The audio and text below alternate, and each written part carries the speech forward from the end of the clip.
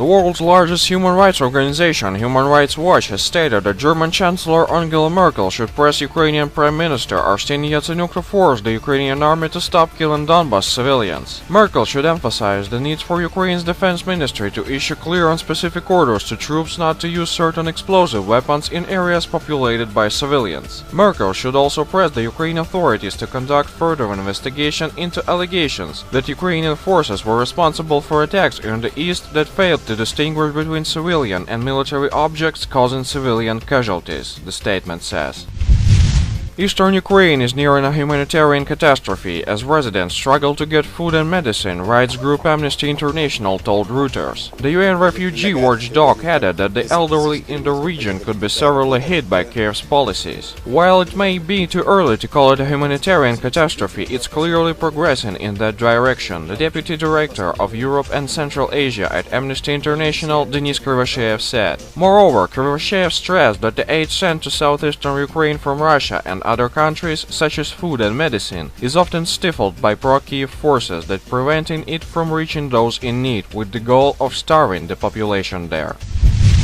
Former Czech President Václav Klaus said that the US, Poland and some Western countries want to split Russia after splitting up Ukraine. I do not understand why some people are so blind when they talk about the causes of the Ukrainian crisis. Neither do I understand the position of the United States, some of Western Europe and Poland who want, after splitting up Ukraine, which they have succeeded in doing, to split Russia and undo a decade's worth of development. This is a large and unforgivable risk, Klaus told Polish journalists as cited by the online newspaper České noviny as Tuesday. The former Czech president has previously criticized the United States and the European Union for imposing economic sanctions on Russia.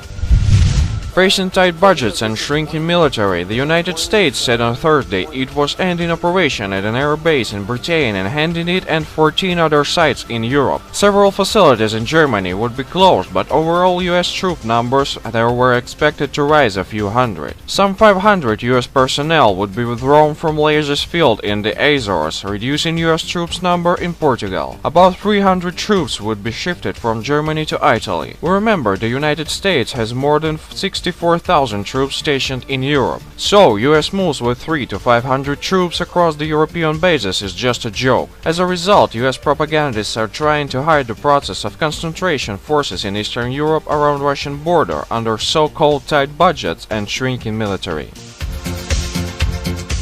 We thank our information partners for help with spreading this video news. Subscribe to our channel to receive up-to-date information on the situation in Ukraine and current geopolitical events in Europe.